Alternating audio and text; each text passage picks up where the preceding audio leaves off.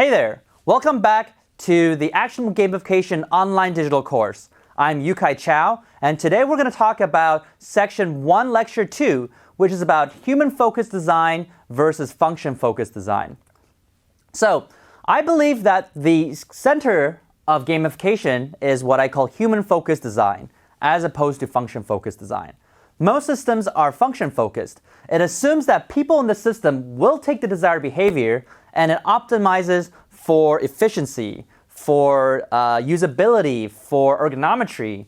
And it's kind of like a factory where you assume the people in the factory will do their work because you pay them to do it, and then you kind of figure out how to maximize your production, your efficiency, your workflow. Human-focused design remembers that people in the system have feelings, have motivations, have insecurities, have reasons why they do or do not want to do something, and it optimizes for that. So that's kind of like a theme park where you design it to be really, really fun, and then you can predict that people automatically want to line up for hours and hours just so they can enjoy the experience. Now, what's interesting about this is that in the case of a factory, you're paying these people to do the relatively mundane things of working in the factory. But in the case of human-focused design, in the theme park, people are paying you to stand in line for hours and hours so they can enjoy the experience.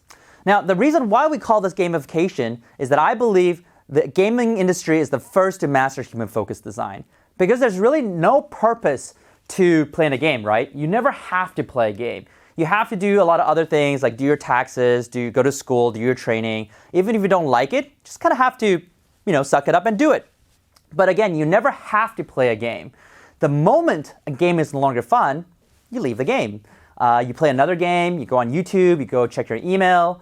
And so because the gaming industry has spent decades or even centuries, depending on how you qualify a game, to figure out how to get people to do relatively mundane, repetitive tasks like throwing out a bird, throwing out a bird, throwing out a bird, or matching three gyms, matching three gyms, over and over and over for 3, 4, 5, 6, 7 hours a day when there's no mandated purpose at all. We're now learning from that discipline, and that's why we call it gamification. And this is especially useful and interesting to understand when you're launching a new product or a new program, because almost by definition, your customers, your users don't need your program, your product, right? Because their lives are semi-okay before it existed. So just because you're useful doesn't mean they're going to use it. They'll use it if it's motivating, if it drives their engagement, if they're really interested, excited about it. And now, gamification has grown to be a big field. A lot of industries, companies, countries, departments are all using gamification to increase their behavior. But the problem is that still a lot of these gamification campaigns are failing. And the reason is because a lot of people are doing it backwards. A lot of people are very obsessed with the fancy things we call game mechanics or game elements. Things like points, badges, and leaderboards, and to a greater extent, things like quests or narratives, level up. And they think that, if I just take these game elements and put into my product, in my training program, in my healthcare system, in my exercise program, it automatically becomes fun and successful. And that doesn't really happen that way. So let's look at an example from a bad game designer standpoint. A bad game designer might think, so what game elements should I have in my game? Well, we need, monsters, swords, where can they go? We need, friends. Well, how about, we want cows, people can, tend and have fun with. Why not add some birds with attitude? Why not add some peas that shoot plants?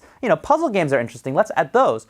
And you can see here that a game can be extraordinarily stupid and boring, even if it has all the fun and exciting game elements in it, right? And if you think about it, every single game in the market has game elements in them. But most games are still failures. Most games are not fun. So it's not practical to think that, hey, if I just take all these game elements that are even found in boring games and put into my system, my program, my product, it automatically becomes fun and successful. It just doesn't happen that way. And only a few well-designed games achieve mass success. So if you think about it from a good game designer standpoint, a good game designer may think, instead of thinking about what game elements they want to use, they can start off thinking about, how do I want my users to feel? Do I want them to feel proud? Do I want them to feel inspired, even scared in some horror games? And once they understand that, they understand, okay, what are the game elements I need to accomplish that purpose, to create those feelings? It could be cows, it could be monsters, it could be swords, but the key here is that good gamification design does not start with the game elements, but it starts with the core drives that motivate us. So soon, we're going to learn about the Octalis framework in the next lecture and how the 8 core drives drive our behavior. So the exercise at the end of this lecture, I want you to identify something in your life that you use regularly that uses function-focused design, which means that you just have to use it, and it's functional, it's there's technology perhaps, you just have to use it, but you don't necessarily enjoy it. And then think about something in your life that you use daily that's a human-focused design, that you just enjoy, you love it, you have a hard time staying away from it, and think about what are the differences between these.